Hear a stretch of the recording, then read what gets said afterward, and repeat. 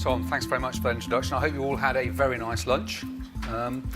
What I've tried to do with this is kind of work around some of the other presentations, so I'm not just duplicating what others are saying. So I thought what I would do is turn it around and start with the guideline process. I am clearly not going to tell you what the future guidelines are going to be, because I really, especially with this airway management topic, I really don't know what the international guidelines are going to be, but I can tell you what the process will be. I'll then talk a bit about some of the sort of more recent evidence around resuscitation in general, obviously focusing on out-of-hospital cardiac arrest. A little bit on continuous compressions, which I think I mentioned earlier on that I would say something about that study.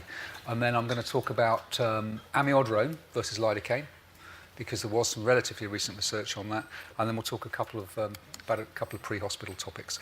So the body or the organisation responsible for international treatment recommendation setting is ILCOR, as I'm sure you all know.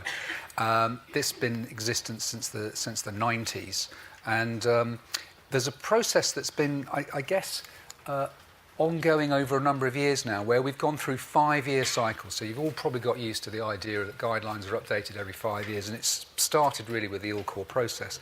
And that's gone all the way through from 2000 to 2015, and we had these international consensus on science guideline meetings. They would be preceded by a whole period of time where we would review a whole number of questions relating to resuscitation, look at all the literature, and then on the basis of that literature come out with treatment recommendations. Now, since 2015, that process has changed a little bit, and it's evolved to become a so-called continuous evidence evaluation process, which I'll pick up on in a moment. So these are the publications or the outputs from those consensus on science conferences. So you can download, these papers are all completely freely downloadable. If you go online and go into PubMed, you can get all those, and they give a lot of detail about what's going on. So typically, ILCOR will set everything down to here that will review all the science, set treatment recommendations, and just to be clear about the difference between a treatment recommendation and a guideline, this is always a bit confusing. These are very broad. So this might, for example, say, use adrenaline in cardiac arrest or something to that effect. Clearly, that doesn't tell you about when you're going to use it, how much you're going to use, dosing frequency, etc.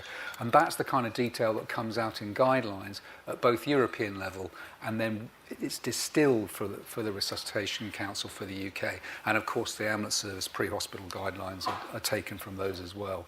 So there's a whole number of steps here. Down to the guidelines at the bottom. Those are guideline publications from 2015. If you want to be right on top of it and want to see exactly what's going on like now, this is the best place to go. So that's the ILCOR website, and this has really evolved massively over the last 2 or 3 years. A lot of investment's gone into this. And the bit that's probably the most interesting is down here, where it talks about the consensus. So the COSTAR, which is Consensus on Science and Treatment Recommendation, that section there, if you click on it, you'll get into here, and these are all hyperlinks to the sort of consensus on science, so distillation of the science that's been put and posted on the web, and that will then lead into later guidelines. So you can see some of the questions that are coming up, and you can go on that anytime and see all those live now. So what is happening now is that ILCOR is publishing a summary document every year. So it's moved from every 5 years to every year. And what it's doing is not publishing all the science behind resuscitation. It's merely publishing a summary of all the science we've reviewed in the previous year or so. So it varies year on year as to how many questions that will be. For the last one in 2017, it only addressed, I think, the question of bystander CPR. It was a very, very focused group because we've only just got the system up and running. My guess is that once it's sort of fully up to speed, we'll be addressing at least 10 questions a year, something like that. And some of those could be quite complex. And clearly, airway management going forward will be one of those coming up next year. So you can see, this is PICO, by the way, is Population Intervention Comparator and Outcome, so standard PICO question, so setting the question that we want to address. And then we have this consensus on science, which is reviewing all the science behind it, as I say, treatment recommendation. And then we also have in this section here, which is perhaps the most interesting bit, is the values and preferences. So it's really the outcome of all the discussions of the ILCOR task forces. And a task force is like, there's an ALS task force, BLS, pediatrics, etc. So you get all the sort of nuances around the treatment recommendations by looking at all that. And then the knowledge gaps sort of set where we need to be going for the future for that particular research. Now, there's a bit of politics at play here, because the American Heart Association have decided that they are going to publish actual guideline updates every year, synchronized with this ILCOR process. So they are going to be taking the topics that have been discussed in the ILCOR process, so that was dispatch-assisted CPR last year, and actually produce a new guideline. Now, the ERC has kind of responded to that. So we said, well, what we would do is publish a document each year that would really take any of the new stuff that's been reviewed over the previous year and just indicate so you can see that at the back, it's probably a bit small, but you can see for this document, it was really summarizing the science followed by no change, no change, no change. So we haven't actually updated all our guidelines, but we've made it clear that we didn't think there was anything that came out of that process that either needed to be changed straight away or couldn't wait until 2020, because it's the intent of the European Resuscitation Council to continue with a 5-year cycle of guidelines. So my expectation is going forward from here, so the direct answer to the question, what happens now with all this airway studies, I think what will happen is it's going to be the topic of a science review, which is going to start any day now, so that process is going to start. It's not just about reviewing the AIRWAYS2 trial, it's about reviewing all the science relating to airway management in resuscitation. So that's a huge amount of data. And in other words, the AIRWAYS2 data adds to what we've got already. Of course, it adds hugely, as does the PART trial and the CAM trial that's been discussed this morning. And then what we'll do is come out with treatment recommendations and guidelines following that. And I expect, I was just talking to Sarah Voss earlier on, I suspect that you may see some sort of consensus on science and treatment recommendation possibly published towards the end of next year. It's just possible it gets delayed through to 2020, but it could be towards the end of next year. So in terms of when are you going to see guidelines at the international level, I think the earliest, as I say, would be towards the end of 2019, at the earliest, for a whole bunch of reasons. Okay, so that's the kind of process. I'm just wondering whether to pause there, Tom, and take any questions on process, because it's sort of a very separate, because otherwise people might forget if they wanted to ask anything. Is it worth doing that? Just yep. Anyone got a question on the process? Because it is quite complex. Is that, maybe I've made it crystal clear. Or maybe not. Okay, that's fine. Okay, no, that's fine. I just want to make sure there wasn't any burning issues. So it just sort of looking back at guidelines and then linking this into research later on, sometimes you kind of reflect back and think, well, nothing's really changed for ages in resuscitation. Well, actually, if you go back over the years and look at, this is just basic life support, for example, you can see actually there have been quite a few changes over the years, changes in the ratio of compressions to ventilations, for example, in 2005 here. And as we come forward more towards today, we're looking more and more about high-quality CPR. I guess enhancing that community response, dispatcher-assisted CPR, for example, was very much emphasised in 2015. And slight alterations on compression frequency and depth based on the science that we had at the time. So that's BLS. And then for ALS, well, again, I think there have been substantial changes. Targeted temperature management came in sort of between 2000 and 2005. Again, the high-quality CPR has been emphasised. A lot more emphasis, as I'm sure you know, on capnography, both potentially as a means of looking at quality of CPR, but also, of course, as a means of picking up esophageal intubations, for example. And then as we come to 2015, there's quite a lot of technology stuff going on. I'm not going to address that today, but things like extracorporeal CPR, right at the extreme end of advanced life support. And there's still a lot of data to be had on whether that actually makes a difference to outcome. Okay, so let's just go back and refocus. And I think Jonathan's already said a little bit about this earlier on. Some of you may have seen this. This is a sort of new version of the chain of survival that Charles Deakin published earlier this year. And it just makes the point that if you look at the stages or the links in the chain of survival that have the most impact on the survival rate, you would end up with links that were perhaps more like this, not that kind of uniform picture that we're all used to. So we know that rapid access into the system or even methods to prevent cardiac arrest, if that's possible, are going to have a huge impact on outcome, as of course is early high-quality CPR, early defibrillation. And then what goes on out here in that last link, which sadly, of course, is where my focus has generally been over the years, probably has far less impact. And that's something, of course, we're beginning to see, not just with the AIRWAYS2 trial, but potentially with Paramedic 2 as well, as Tom will talk about. What is interesting is if you go back 14 years to Ian Steele's group in Canada, they did a series of studies where they sort of gradually or incrementally introduced different things into their EMS system and saw what impact it had. So they didn't do a randomized controlled trial, but they did a kind of sequential intervention thing. And of course, they could show that early access by a bystander, this is the odds ratio here, the further out from this line it is, the more impact that has.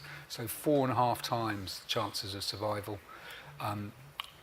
Early CPR, bystander CPR, massive impact. I'm going to show you another slide just to detail that in a moment. All these things that you're aware of, but it's really important that we recognise that. And of course, early defibrillation.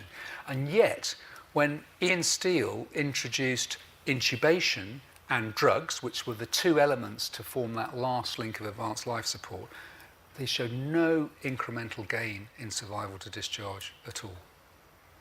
So we kind of knew 14 years ago, maybe not based on randomized data, but on high quality incremental data like that, that it has perhaps not the benefits that we were rather hoping. And this was an interesting review published in The Lancet recently. This is the depiction of perhaps the way the chain of survival has worked until recently, because it's influenced by people like me, of course. And I work here, and therefore I'm really important. And this is tiny, that doesn't really matter, but what goes on here is, you know, really big, very expensive, and it's really good. It's completely wrong, of course. And indeed, it should be completely the other way around. So, as we've already said with that other chain, it's really a kind of another way of saying what Charles Deakin has done with his chain of survival. But it's because people with influence, I suppose, like me, elderly and things, I'm at this end. So we've got it wrong. That's what we should be doing. It's about the community response. It's about what dispatchers are doing. Huge amount of research now going into what dispatchers can achieve, even down to details about how exactly they're communicating with people that telephone in, trying to enhance the chance that they're going to do bystander CPR. So again, all these things that you probably are far more aware of potentially than I am.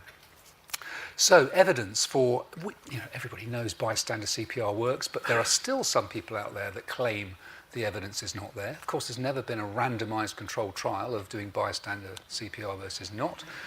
You can laugh, but there was a serious letter written in the New England Journal of Medicine not that many years ago, so a very high impact journal, claiming that it did not work. There was no good evidence that bystander CPR worked. And so some studies were subsequently published which really proved the point.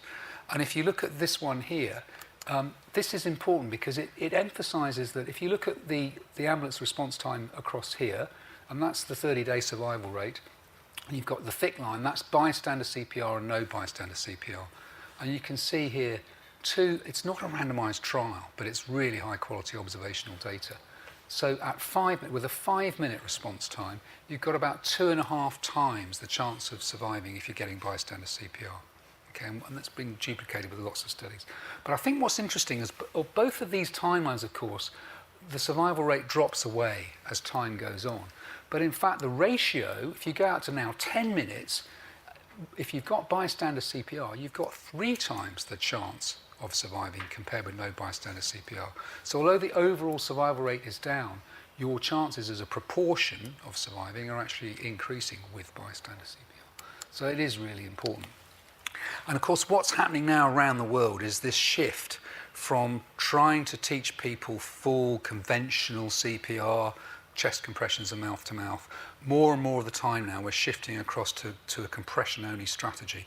And that's simply because you can teach a whole number of people to do at least some form of CPR using compression only technique. And of course it's particularly true for a dispatch assisted CPR.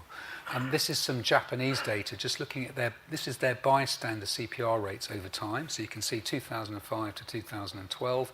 And what they're showing here is the conventional standard CPR being done, and then in the light grey is the compression only. And so you can see that overall, of course, their bystander CPR rates are going up and up. They're still not as high as ours in the UK or in other places, but they're certainly going up. But look, it's nearly all the increases here in the compression-only group. This is actually diminishing, if anything, the conventional CPR group. And so what they then show, and this is where things are beginning to change in the way you display information like this. I've shown you a whole number of graphs where we've talked about a survival percentage. There's a smarter way of displaying that now so that people get, I think, a slightly different message. And that is if you put it in terms of number of lives saved. And this is now per 10 million population. And if you look at that, you look at the any CPR line, that top one, massive increase in the number of lives saved associated with, as you can see, the compression-only CPR group particularly, because this is the conventional one, it's pretty flat, but this is the one that's just a huge increase in lives saved because of compression-only CPR. Now, that's not telling you, per se, whether conventional CPR is more likely to save an individual life than compression-only. It's not telling you that. What it's telling you is if you look at a population as a whole, you can have a much bigger impact. More people will do something with compression only. In fact, the Japanese have actually recently published a study, and it gets a little bit complex because of the statistics used.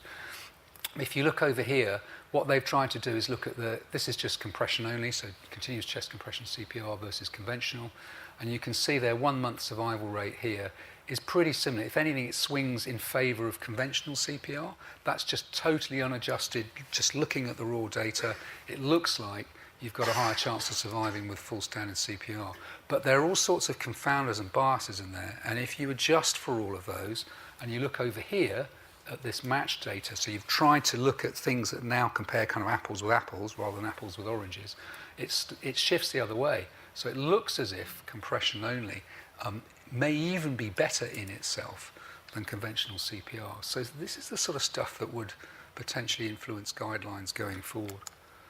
And it's all recent, interesting stuff. And of course, on the back of that, then we have these huge campaigns that are really important.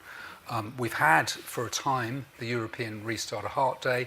That has now been taken up by the world. So that's changed now. 16th of October each year will now be the World Restart a Heart Day. And we're really sort of galvanizing people all around the globe to try and increase bystander CPR rates. Some of this is aimed particularly at trying to get kids CPR, and I think that's on my next slide actually. So Kids Saves Lives campaign, big efforts to try and make this a mandatory part. You'll notice that these are the countries where it is in the legislation already, that it's a mandatory part of the school's curriculum to teach CPR. Sadly, you can see that the UK still is not in that list. But thanks to the likes of particularly Andy Lockie, I would single out as somebody that's really trying to get support for this. It's looking very close now, very close that the UK may well swing over and join that little group there.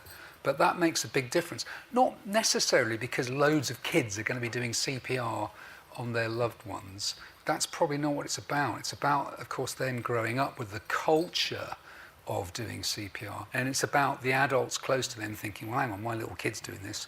You know, why am I not doing this? It's much more about that. And I think that's really important. We can, though, that's basic things. So it's about literally hands only. But there are ways, of course, of using technology now. And again, many of you will be, I'm sure, aware of some of this stuff.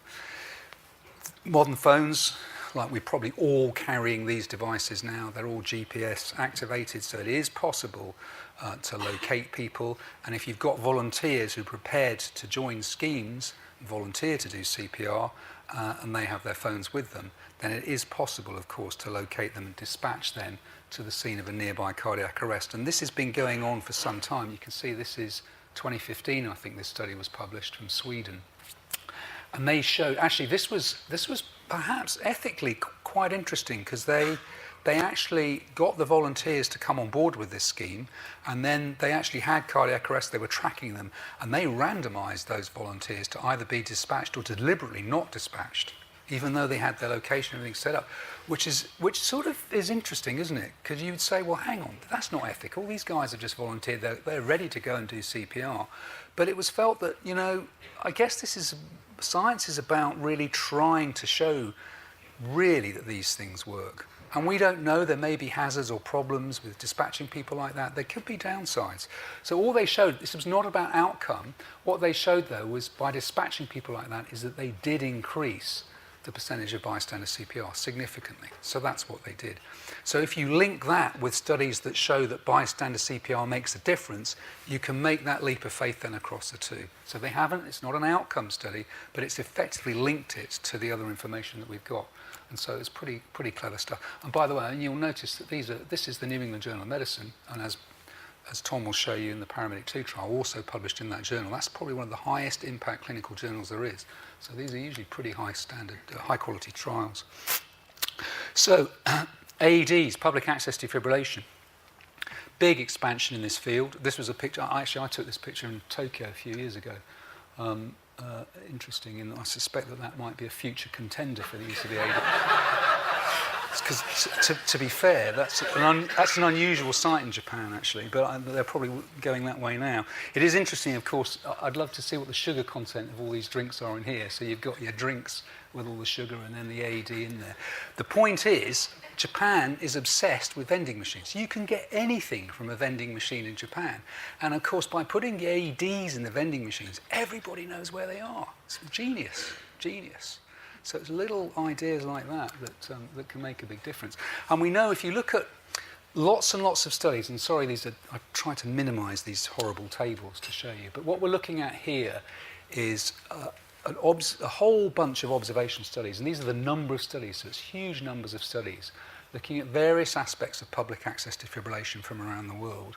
And this is looking at survival, median survival rates, when AED is attached by both first responders and lay people coming down here. And I just want to take you right down to the bottom, if you look at these survival rates going up and up and up, 53% survival, median survival from 15 studies when an AED is actually used, a shock is delivered by a layperson. So in other words, it's somebody that's likely to be bang, right on scene, delivers really fast, so even faster than these first responders here. So that is where we can make a big difference. So somehow we've got to shorten that delay between collapse, the onset of a shockable rhythm, and the delivery of a shock.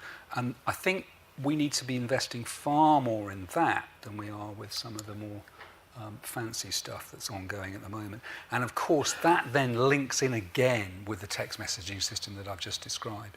Because as I'm sure you're aware, if the AEDs can be registered so we know what they are, and there's people in the room with far more expertise than myself on this, if we can get these things always registered with the control centres and knowing where they are, then it's perfectly possible to send volunteers by text message, not just to the scene of the cardiac arrest, but potentially to pick up the AED first. And that's not hypothetical stuff. That's all ongoing at the moment. And of course, you'll be aware, particularly of Good Sam, but actually there are similar apps all around the world. I mean, some of this stuff I was hearing from the Danish is incredible what they're doing. They have huge numbers of volunteers, these lobbers they call them, or heart runners. And they have some pretty sophisticated systems over there. Amsterdam again is very further down the line on that. So lots going on. Tech, talking about AEDs, drones. Is this really going to take off? I sort of first saw this and I thought, yeah, right. Actually, that was not intentional, but I'll have to remember. I'll remember that one for next time. I was sceptical about this, but the more I hear from these guys, in fact, this guy spoke at the ERC meeting just last week in Bologna, where they're doing a lot of work with drones. What they've done here, it's all being sort of set up to get ready to put in place, because there's a lot of legislation to overcome here. As you can imagine, these things whizzing around the sky and crashing into aircraft and things, not ideal. What they've done is some test runs. So what they did here is they looked at the sort of locations of real out-of-hospital cardiac arrests within 10 kilometres of a fire station where they're dispatching them from. And they obviously had the times in real life that it took for the EMS to respond to those relatively remote locations. And then all they simply did was load up the drones with the AEDs and dispatch them and look at the difference in times. And so they've got a huge difference. So the drone time, median time here, is just over 5 minutes, EMS time 22. clearly looking at remote locations and taking the kind of ideal scenario to prove drones work. But they definitely can be done. And of course, it is real because this is Reno, Nevada. They've gone live. I don't know whether they've actually defibrillated anybody with them yet, but that's a live system. It's off and running. So it's not just a theoretical thing. It's out there. I've had a few words with some of the industry guys. Of course, they're very sceptical because their response to this is, well, if we just spent enough money and put enough defibrillators everywhere, you wouldn't need drones to do this. But they are slightly conflicted for some reason, I think. Okay, right, let's go on. Move on to a bit more sciencey stuff. Now, I mentioned, I can't remember what the question was from earlier on, this trial, which links in a way quite well with some of the airway stuff that we've been talking about this morning. So this was the trial of continuous chest compression CPR versus interrupted chest compression CPR, and it was done in the States. And again, just like their PART trial, the laryngeal tube trial that Jonathan described earlier on, there were clusters, so clusters of EMS agencies assigned to this either continuous compressions and 10 ventilations per minute for 3 cycles, or 30 to 2. So let's just be absolutely clear what they were looking at, because there's quite complex, this. In some of the EMS systems, they were indeed allowing compression only and no active ventilation at all. They would just put a Hudson mask on the patient and an oropharyngeal airway. Whereas in other systems, what they were doing was continuous compressions, but bag mask ventilation at 10 breaths a minute without stopping the compressions.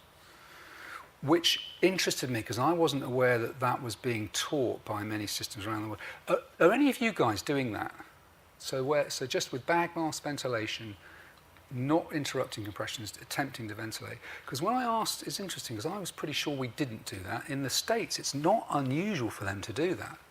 And they just thought that's absolutely fine. Very interesting. Nowhere in the guidelines does it say that, but that's what they do in some systems. And then what they would do is and then they're comparing that with 30 to 2, so standard, so the kind of stuff we're doing all the time, prior to an advanced airway. And they had this sort of crossover design, as you can see down there. And then what they showed, of course, the reason to do this is to try and increase your compression fraction. So the whole thing is designed around improving or increasing the time that compressions are being delivered. And indeed, they showed that in the continuous compression group up here, you can see, if you look at the compression fractions here, it's over this side. So there are significantly higher chest compression fraction in this continuous compression group, whether or not they were using ventilation in that arm of the trial. So it's the continuous group. And this is the 30 to 2 group down the bottom here. And then if you look at the overall survival to discharge, now this is quite interesting. So this is the continuous compressions. So remember, and this is a combination of those where they're literally using bag mask ventilation while still compressing the patient's chest, and also in there some subgroups where they were simply doing compressions and not even giving ventilation at all. And that's the 30 to 2 group. And there's no significant difference here, but numerically, it is way over towards this side, favouring the 30 to 2 group, as you can see. And then if you look at, they did a sort of secondary analysis of those that actually, so Jonathan's talked about intention to treat. So this is the so-called intention to treat group here. We don't know whether they actually got these things, but those are the groups they were assigned to. But what they did was they actually had a look at the downloaded data to find out what they actually received. And when you looked at that, this is the continuous group here, 8.6 was the survival to discharge rate versus 9.8 with the 30 to 2 group, which is significantly higher. So in short, it appears that doing this sort of continuous chest compression technique, particularly if you're giving ventilations at the same time, may well be harmful. That did not come as a great surprise to me whatsoever, because if you're trying to bag mask a patient at the same time as compressing on the chest, the chances of you blowing up the stomach must be pretty high, I would think. So that appears to be continuous compression is harmful. So for me, the message there is 30 to 2. So, and this is a huge study. Look at the numbers of patients here. Absolutely massive study. Okay, so that's the continuous compression. I should, coming back to the bit about There were some of those EMS agencies where they were not giving ventilation at all for those first 3 minutes, but they haven't analysed those separately. That's the problem. So I can't directly answer the question that was asked this morning, but it certainly addresses the issue. Yes, a study has been done looking at that. What about amiodarone and lidocaine? So we switched some time ago, didn't we, from lidocaine to amiodarone on the basis of what I have to say is now fairly flimsy evidence, actually. We certainly didn't have a really high-quality randomised controlled trial to go by, but this one was published in 2016. And just like the Paramedic 2 trial that Tom will talk about later on, this was blinded, randomised. It was just 3 groups instead of 2, so it was amiodarone, lidocaine, and then placebo. And obviously looking at patients with shockable rhythms as the initial rhythm. And to cut a long story short, this is survival to discharge, which is the primary outcome. It's actually not significantly different. If you look at the numbers in terms of percentages for both amiodarone and lidocaine, it appears numerically slightly higher than placebo, but actually these are not significantly different. So they haven't shown overall a benefit for either of those 2 drugs. And sorry, this is a busy slide, but just to make the point, this is the survival to discharge data across here. None of that is significantly different. What they're doing is comparing it in the different arms of the trial. So amiodarone placebo, lidocaine placebo, amiodarone lidocaine. Virtually the only one that is significant is return of circulation, so restarting a heart favours lidocaine versus placebo. And yet when you look at amiodarone placebo, that is not significantly different. Do you see that? So here it is.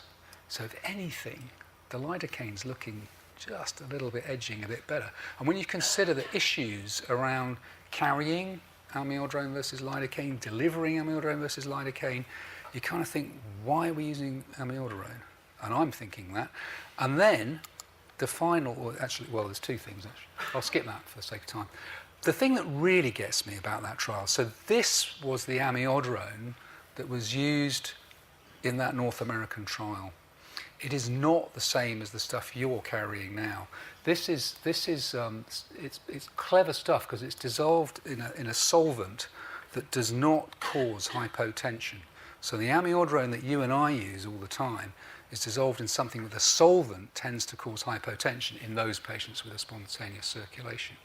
So this, in other words, is super amiodarone, much better than ours, and yet there doesn't seem to be a benefit over lidocaine. And we're using the bad amiodarone. So you kind of, draw your conclusions. And then it gets even better, because I only learnt this very recently. It turns out that even the guys that did the trial using this drug can't get the drug. They don't use this in the United States either. It's not used anywhere in the world, probably because of the package. You see, that's 200 mils, big volumes, there's all sorts of issues around it. So they don't use it either. So they've done a huge study showing no difference with lidocaine, a very cheap drug, and they can't even use the stuff they've been studying. Bizarre. So who knows?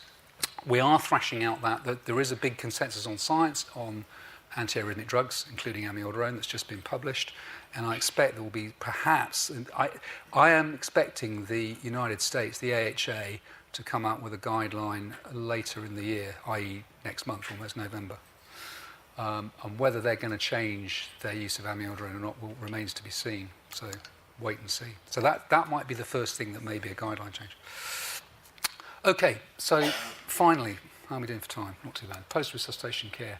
So there are now guidelines, of course, for post-resuscitation care published by the ERC and the European Society of Intensive Care Medicine. This is the European version here. You can't see it at the back, but hopefully this one you can. So this is the initial stage. And of course, a lot of this applies to you guys, because it's not about in-hospital post-resuscitation care. It's about potentially delivering some of this out in the field as well. Clearly not all of it. I'm not suggesting you put arterial lines in patients, etc., but a lot of it is. I wanted just to focus on a couple of things, and the first one is oxygen. Because as you know, this is an area that's evolving quite rapidly. We always used to think that anybody who was sick, particularly if patients have had cardiac arrest, should get loads of oxygen. Must be good for them. And this is now, of course, being challenged. This was a trial where they randomized patients. These are not cardiac arrest patients. These are patients that have got myocardial infarction, but of course many of our cardiac arrest patients will have an associated myocardial infarction. and they randomised them to either 8 litres of oxygen for everybody, and it was pretty well, until recently, pretty conventional to give all these patients, full whack oxygen, wasn't it, until they came into hospital. And then they've compared that with not giving oxygen unless the patients are hypoxemic, so SpO2s of less than 94. And what they were looking at was size of myocardial infarction. So that was their primary endpoint. They didn't have enough. The survival rates, of course, for myocardial infarction these days are so good, it's really difficult to study mortality as an endpoint in myocardial infarction. So they look at things like the size of the infarct based on cardiac MRI scans, so a pretty sophisticated way of measuring it.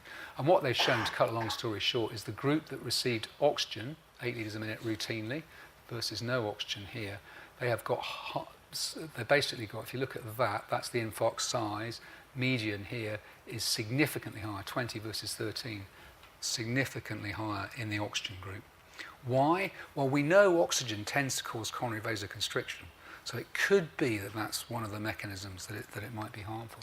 So some evidence of harm. There was a big study, and I won't go into huge detail of this, done in Sweden, where they again looked at oxygen versus not giving oxygen unless they were hypoxemic. Again, it was just acute myocardial infarction, but this time they did look at the primary outcome of death at a year. So this was a huge study. And as you can see, they've randomised over 6,000 patients. So getting into the sort of size of trial that we've just been doing with AIRWAYS2, of course. And their bottom line there is, sorry, it's a bit busy, but there is no significant, so death from any cause, which is their primary outcome, is identical in the two arms. So they haven't, in this much larger study, shown harm from oxygen, but they clearly have shown no benefit. So I think the principle of not giving patients more oxygen than they need does stand up to some of the evidence that we've got now, even if we haven't got harm. So what about in cardiac arrest? Well, Jonathan's group and BRI have done sort of feasibility trials looking at whether this can be done post-cardiac arrest. So the challenge is a randomised controlled trial where you titrate the oxygen that you're delivering, the concentration of oxygen, against a pulse oximeter values versus just giving 100% oxygen. And there have been little studies to try and show feasibility. And both the two pilots that have done have shown some challenges in doing that, including some of the work we've done ourselves in the Bristol area. We think it can be done. We recognise that in a number of patients you can't get reliable pulse oximetry signals, but you probably can in the majority. And it might be that technology with slightly better probes and things will actually address this. In the meantime, the Australians have started this trial. This is now started. It's the exact trial. They're going to be randomising almost 1,500 post-resuscitation patients. And they're basically either going to titrate the oxygen to target at 90 to 94, and they've been clever about how they start that. So they are giving some oxygen to start with, and then titrating it down. Or if they're tubed and ventilated on mechanical ventilators, like NUPAC type things, then they will give the air mix mode. Versus, and then the other arm of the trial is essentially 100% oxygen. And I still think it's actually very common to see patients coming on 100% oxygen right the way through to the ED, and often held in the ED for quite a long time. And they're going to keep this going until the cath labs for these patients. So they're going to keep them on those two arms. So we'll see. It's a trial that's been really difficult to set up because I've spoken to the guys doing this, well, in fact, ladies who are leading it. They are at least underway though. So it's going to take probably a few years to get the results. Where are we with hypothermia? This has been involved with me. I could take all day to talk about this. And to cut a long story short, we're still pretty unclear, even in hospital, in the ICU setting, about whether we've got benefit from really cooling people down to certainly to temperatures of 33. As you may or may not know, many hospitals now have switched to 36 degrees as a target temperature. And I think that's interesting because, of course, if you do virtually nothing to your patients in the field in the United Kingdom, I would suggest to you most of them are probably in the range of about 35 to 36 when they come in, sometimes significantly lower than that, actually, as I'm sure you know. So where are we pre-hospital? The question is if you cool people pre-hospital, does that impact on outcome? And these trials have been disappointing. This was a big one in the US a few years ago, randomizing patients to either be given cold fluid post-return of spontaneous circulation or not. And essentially across the board, even divided by different rhythm groups here, these are all non-significant. So whatever those numbers are, made no difference at all. But the worrying thing was that they had complications from pouring in this cold fluid into these patients. That's the fluid arm there, the intervention arm. The rearrest rates are significantly higher in the group that had the cold fluid, and the rates of pulmonary edema on the first chest x-ray were also significantly higher, 40 to 30, as you can see. And so that's the reason there has been a change in emphasis, saying we really shouldn't be giving large volumes of uncontrolled IV fluid pre-hospital. So I think at the moment we're recommending that people are sort of not actively warmed, but sort of passively cooled. And the chances are we're going to come into hospital and target them at 36 anyway. So in a way, it makes life easy for you in the pre-hospital phase. What about giving fluid? Because a lot of people have said, well, why don't you just cool them before they get return of spontaneous circulation? Because that way, surely you've got cerebral protection from cooling the brain down even before the circulations are restored. Unfortunately, this was the trial done just a couple of years ago by Steve Bernard in Melbourne. And this is so they were giving up to 2 litres of fluid. In fact, they got about 1,200 on average, I think. Intra-arrest, so before return of spontaneous circulation, versus standard care, which is generally getting cold fluid in hospital. And you can see overall survival to discharge is not significantly different here. But what is interesting is that in the shockable rhythm group, they actually had a reduced rate of return of spontaneous circulation. It appeared to be harmful in the shockable group. And the reason for that is that we think giving patients large volumes of fluid during cardiac arrest, unless hypovolemia is the cause of the cardiac arrest, is probably helpful, because you probably just blow up the right side of the heart and actually reduce the chance of restoring the circulation. So don't do that either. So a lot of things don't do now, I'm afraid, and that's the way it goes. And then when it comes, just bringing you right up to date, it's almost my final slide, I think. Where are we with cooling? I've already said, there was a TTM trial a few years ago, 2013, that showed no difference in outcome between cooling patients at 33 degrees versus 36 degrees. And now people are really challenging actually whether hypothermia is beneficial at all. And so this trial is already underway. In fact, they've enrolled several hundred patients already into the TTM2 trial, and they're comparing 33 degrees. This is, by the way, in hospital, so it's probably less relevant from your perspective, but just to bring you up to speed. This is in hospital, 33 degrees versus basically no temperature control unless the patient reaches 37.8 degrees, in which case they are put on control of their temperature, but only controlling it at 37.5. So in other words, effectively normothermia, or fever control only. And that the primary endpoint there is survival at 180 days. So this will really address the question now whether actively cooling people down makes a difference or not. Because it's, you may say, well, there were surely RCTs in the past that showed benefit. They've been challenged. They've been challenged because they've been, open to bias, whole lots of issues around the early trials, which are now 15 years old. So hopefully we'll be able to give information on that in about, I'd guess, about 3 or 4 years probably. So there we are, a huge amount of stuff, but hopefully I've skirted around, so I'm not duplicating what Tom's going to talk about in terms of adrenaline. That's coming next, that bit. But I hope, in summary, the guideline process is underway. We are definitely addressing the airway question. We're teeing that up, and that's going to start within the next few weeks. So it'll be a huge systematic review of all the airway data related to cardiac arrest. And as I say, I think the earliest you'll see something out of that is probably well into next year, probably tail end of next year. In the meantime, this really trumps everything. What goes on early on, the simple stuff, is going to eclipse anything else that I've been talking about. I think the evidence from that CCC trial that I mentioned would strongly suggest that we don't do what some of the American paramedics are doing. Don't bag mask ventilate patients without pausing chest compressions. I suspect you just blow up the stomach, amongst other things. And I think we're going to hear about adrenaline in a moment. I've shown you the data on Amiodarone and Lidocaine. It's pretty marginal. So I'm still not clear of the benefit of those drugs. So again, you don't have to worry too much about whether you've given your Amiodarone, and just concentrate on other things first. That would be a clear message. And then I think the post-resuscitation care stuff, all underway. It's all being researched. So thank you for your attention.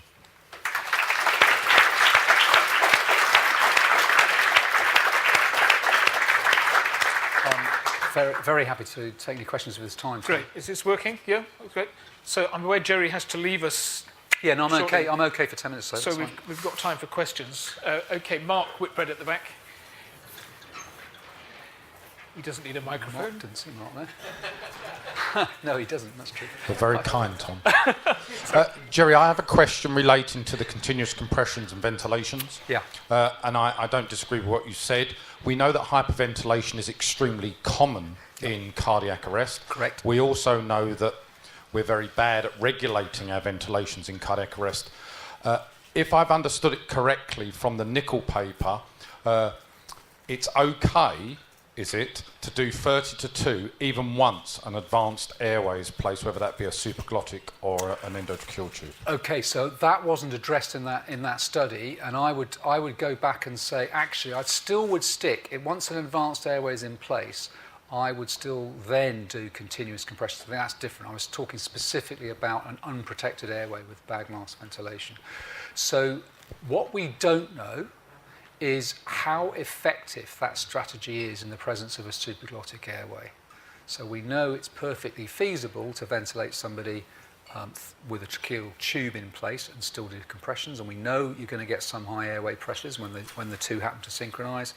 What we're not clear about is how effective ventilation is with a supraglottic airway using that strategy. Thank you. We need I would love to have been able to get that data. And questions? Anyone else here? Yes, someone here from Northampton. Right?